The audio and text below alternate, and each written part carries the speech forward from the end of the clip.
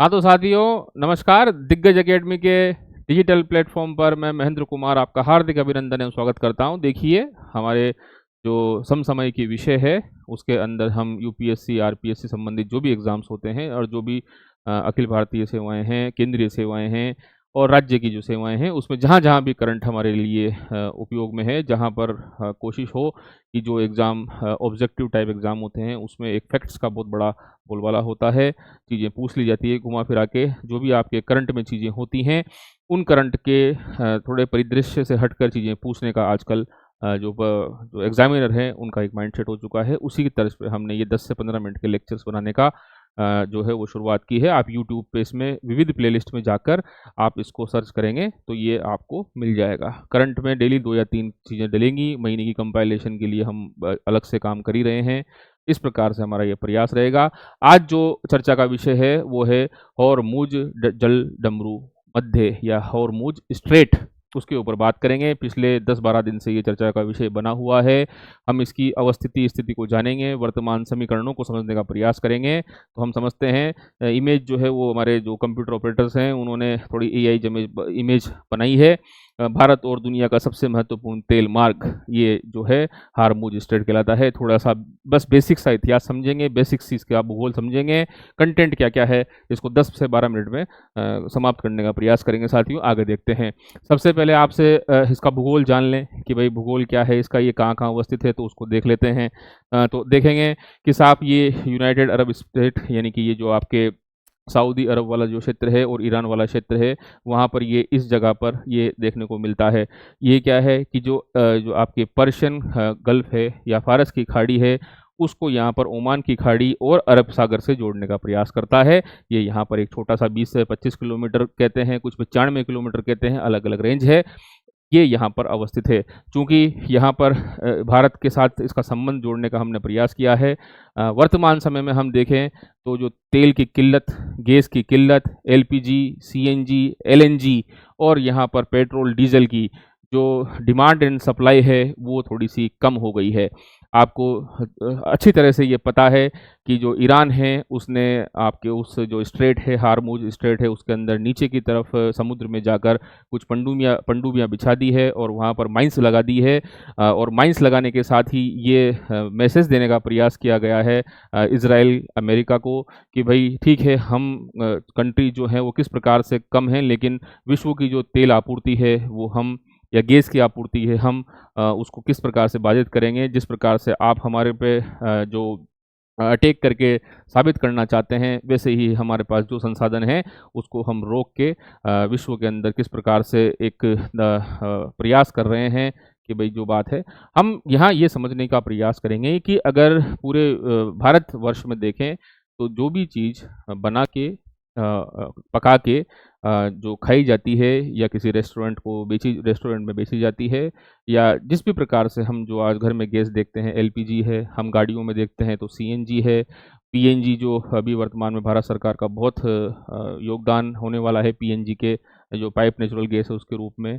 Diesel जो है वो ट्रांसपोर्टेशन में बहुत काम आता है। तो ये एक पक्ष है जिसमें भारत ने अच्छे रणनीतिक प्रयास भी किए हैं, उसको भी आज की क्लास में समझेंगे। धीरे-धीरे हम इनको समझे। हमारा प्रयास आपके समक्ष इतना सा है कि जो वर्तमान में सिनेरियो चल रहा है उसका परीक्षा के दृष्टिकोण से क्या-क्या महत्वपूर्ण है। तो सबसे पहले ये देखेंगे कि इसकी भौगोलिक अवस्थिति क्या है। भौगोलिक अवस्थिति के रूप में हमने देखने का प्रयास कर लिया कि साहब ये ओमान और ईरान के मध्य की जो स्ट्रेट ऑफ हॉर्मुज़ है, ये आपके 55 से 95 किलोमीटर के मध्य का एक ये एरिया है, जो कि आपके पर्शियन गल्फ़ को ओमान की खाड़ी और हिंद महासागर में जोड़ने का प्रयास करते हैं। अब यहाँ पर देखें कि ईरान जो है एक प्राचीन ज़ोरोस्ट्रियन शब्द से बना हुआ है। ईरान जो है एक प्राचीन ज़ोरोस्ट्रियन शब्द है, केवल इतना सा समझें कि ज़ोरोस्ट्रियन शब्द से जुड़ा हुआ शब्द है। दूसरा समझें कि फ़ारसी भाषा में जो हार्मुज़ है, हार्मुज़ जो है आपके ये जो स्ट्रेट है या हार्मुज़ स्ट्रेट है, हार्मुज़ शब्द की उत्पत्ति जो है वो फ़ारसी भाषा से हुई है। पूछ ले तो हार्मुज़ शब्द की जो उत्पत्ति है वो फ़ारसी भाषा से हुई है, और हार्मुज़ शब्द का जो मतलब है उसका मतलब होता है खजूर वाला स्थान, जहाँ पर सबसे ज़्यादा खजूर की पैदावार होती थी, उस स्थान के रूप में जानते हैं। अभी हम बात करेंगे कि ये जो हार्मुज़ शब्द है एक ईरानी देवता है अहूर मज़दा, उससे भी संबंधित रखते हैं। इस प्रकार से हम थोड़ा आहिस्ता-आहिस्ता आगे बढ़ते हैं। हम प्रयास कर रहे हैं कि भई राजनीतिक रूप से, भौगोलिक रूप से, ऐतिहासिक रूप से चीज़ें आपके सामने प्रेजेंट की जाएँ। सामान्य तरीके से देखें तो एक क्या है साहब लिखने का पैटर्न कि साहब ये समुद्री संकीर्ण रास्ता है। जो समुद्री संकीर्ण रास्ता है, उसके बाद हम देखेंगे कि भाई समुद्री संकीर्ण रास्ते के साथ ही हम देखने का प्रयास कर रहे हैं कि साहब ये है चौड़ाई जो है 55 से 95 किलोमीटर के मध्य है। कोई पूछे आपसे कि हारमुज जलडमरू मध्य की अनुमानित क्या लंबाई चौड़ाई है, तो 55 से 95 किलोमीटर है।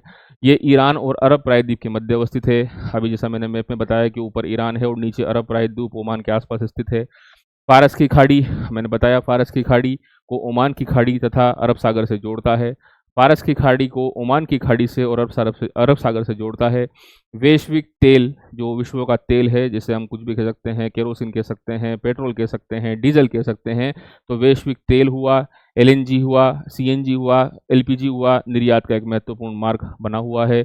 यह विश्व के कुल तेल आपूर्ति का इंपॉर्टेंट बात है कि विश्व की कुल तेल आपूर्ति का, कि भाई कि जितना भी तेल आपूर्ति विश्व में की जाती है उसका आपके 20 से 25% वहन करने वाला एक क्षेत्र है। तो हम, और भारत का तो ये 50 से 55% वाला क्षेत्र है, तो भारत के लिए तो बहुत ही चिंता का विषय है। लगभग 20 मिलियन बैरल प्रतिदिन इसके माध्यम से गुजरता है, जो स्ट्रेट ऑफ हार्मूज है, हार्मूज जल डमरू मध्य है, वहाँ से गुजरता है।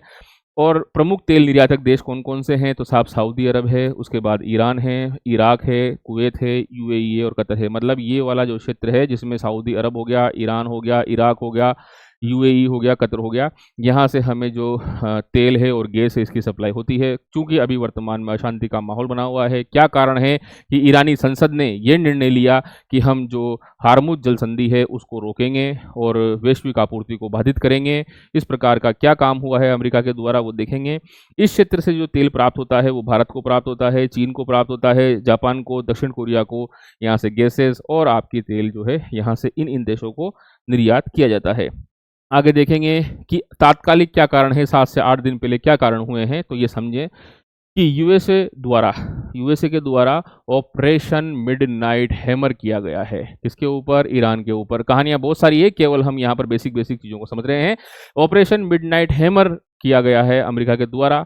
उन्होंने कहा है कि ईरान के 3 प्रमुख जो परमाणु सुविधा केंद्र हैं, कि भाई उनका पहला मामला ये है कि ईरान जो है वो परमाणु संपन्न देश बनना चाहता है, ऐसे प्रयास कर रहा है और परमाणु बम के रूप में वो एक शक्ति के रूप में खड़ा होना चाहता है और यूएसए की नीति है उसको रोकना। तो वो जो 3 सुविधा केंद्र हैं वो है नेटांज, इस्फहान और फोराड। नेटांज, इस्फहान और फोराड, नेटांज, इस्फहान और फोराड, ये 3 क्षेत्र है, इनके ऊपर यहाँ पर हमला यूएसए के द्वारा किया गया। इसके प्रति उत्तर में निशाने बनाए जाने की प्रतिक्रिया में ईरानी संसद के द्वारा यह निर्णय लिया गया कि हम इस स्ट्रेट को रोक देंगे।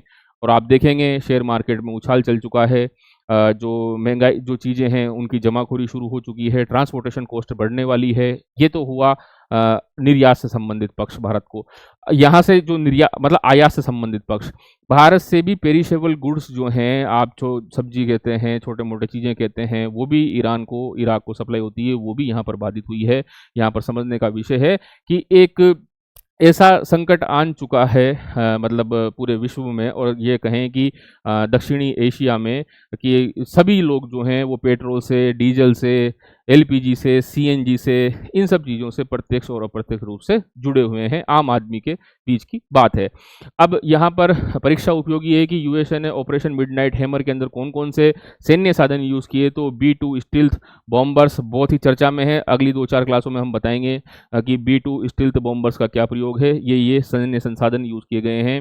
4 Bu-57 बंकर बस्टर बम है, 4 Bu-57 बंकर बस्टर बम हैं, ये प्रयोग किए गए हैं। टॉम हॉक अमेरिका की मिसाइल है, उनका प्रयोग करके नेटांज, इस्फहान और फोराड को उड़ा दिया गया है। उसके बाद बात करें कि हम भारत की ओर से रणनीतिक प्रयास को थोड़ा सा इसके बाद में समझेंगे कि भारत ने क्या किया है। अब ये समझें कि हॉर्मुज शब्द जो है वो शायद कहते हैं कि अहुरमज़दा, ये ईरानी देवता है अहुरमज़दा, जो इस शब्द से डिराइव्ड है, मोटिवेटेड है।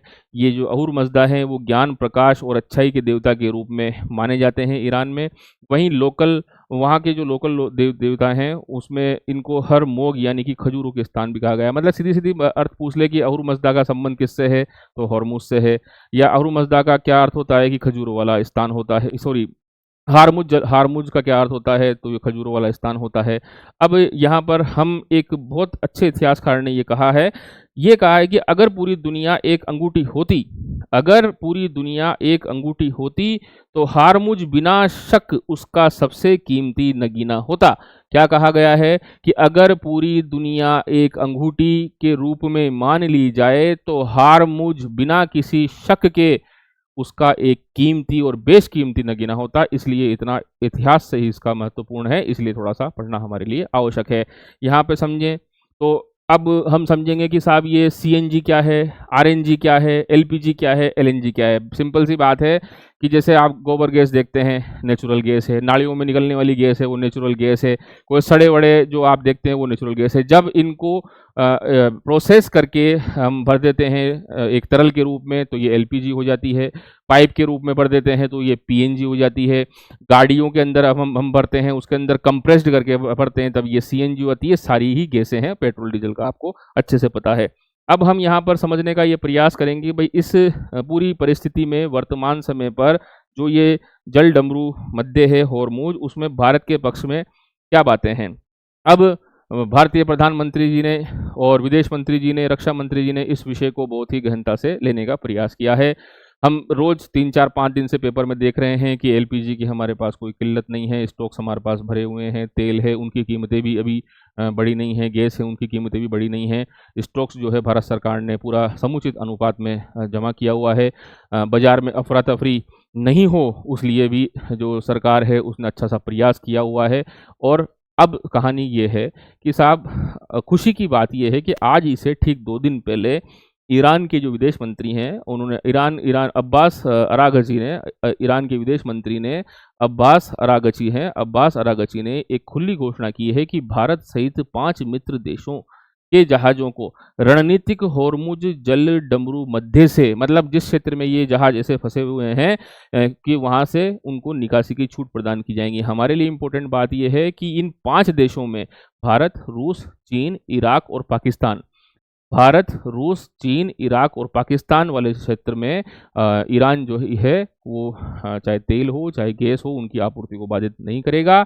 अब ये जो क्षेत्र हैं इसको समझने का प्रयास करें। ये वो खाड़ी है होर्मुज वाली, इसके अंदर ये देखिए ये जो आपके जो जहाज़ हैं वो रुके हुए हैं और इसी समुद्र के नीचे की तरफ आप अगर देखेंगे तो यहीं पर ईरान ने माइंस बिछा रखी है। जैसे ही जो उनके शत्रु देश हैं जिन्हें वो मानते हैं, उनके जहाज़ आते हैं, उनको यहाँ पर ध्वस्त करने के लिए ये धमकी देते हैं। तो इस प्रकार से इन्होंने यहाँ पर रोका हुआ है। भारत के लिए अब ये खुशी की बात है कि अब यहाँ पर चाहे एलएनजी हो, सीएनजी हो, पीएनजी हो, एलपीजी हो, पेट्रोल हो, डीजल हो, उसकी आपूर्ति सुनिश्चित अच्छी तरीके से होएगी। अब आगे की बात कि साहब ये एक चार्ट मैंने इसके अंदर बनाया हुआ है, अच्छी तरीके से आप देखिएगा कि कहाँ-कहाँ पे इनको यूज़ किया जाता है। परिवहन में एलपीजी आरएनजी क्या-क्या होती है, सीएनजी क्या होती है, होती सब नेचुरल गैसें हैं। इनको अलग-अलग विधि-विधान के माध्यम से जमाया जाता है। इसका तुलनात्मक विवरण यहाँ पर प्रस्तुत कर दिया गया है। भूगोल हमने जान लिया, थोड़ा बहुत इतिहास हमने जान लिया। अब यहाँ पर मैं आपको थोड़ा-सा ये बताना चाहूँगा कि भारत ने यहाँ पर ऑपरेशन ऊर्जा सुरक्षा अभियान चलाया है। भारत ने यहाँ पर इस परिस्थिति को देखते हुए, चूँकि ईरान से हमारे अच्छे संबंध हैं, रशिया से हमारे अच्छे संबंध हैं, ऑपरेशन ऊर्जा सुरक्षा अभियान चलाया गया। इसमें साधारण तरीके से भारत सरकार ने ये किया कि जो हमारे जहाज़ थे उनके ऊपर भारत का जो ध्वज लगाया हुआ था, उस ध्वज को रक्षात्मक तरीके से सुरक्षा देते हुए उनको आपूर्ति श्रृंखला किस प्रकार से सुनिश्चित करने का जो प्रयास है वो ऑपरेशन ऊर्जा सुरक्षा अभियान के तहत किया गया है, जिसमें एलएनजी, एलपीजी, कच्चे तेल की आपूर्ति करने वाले भारतीय ध्वज वाले जहाज हैं उनकी रक्षा करना इनकी प्राथमिकता रही है भारत सरकार की। जहाज़ों को यहाँ पर एस्कॉर्ट किया गया है, गार्ड किया गया है, बताया गया है और मार्गदर्शन प्रदान किया गया है, नेविगेशन प्रदान किया गया है, सहायता प्रदान करते हुए ही आपूर्ति श्रृंखला बाधित नहीं हो उसको सुनिश्चित करने का भारत सरकार का यहाँ पर बहुत ही अच्छा प्रयास किया गया है। राहत की बात यह है कि कीमतें फिर भी इतनी नहीं बढ़ी हैं।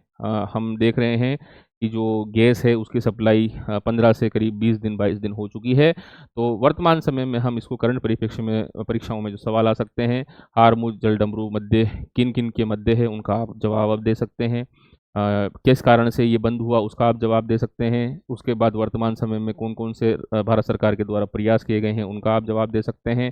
कौन कौन से ऐसे क्षेत्र थे, कौन कौन से ऐसे यूएसए के द्वारा सैन्य संसाधन का लेने का प्रयास किया गया है। ये बेसिक बेसिक चीज़ें इसके अंदर हमने समाने का प्रयास किया गया है। बहुत बहुत धन्यवाद। इसी तरह से आप दिग्गज एकेडमी से जुड़े रहिए और आशा करते हैं थोड़ा सब्सक्राइब कमेंट आप करें ताकि एक मोटिवेशन मिले। सभी इस ऑनलाइन प्लेटफॉर्म पर अच्छा पढ़ा रहे हैं, उनमें भी अच्छा पढ़ाने का प्रयास हमारा भी है। बहुत बहुत धन्यवाद।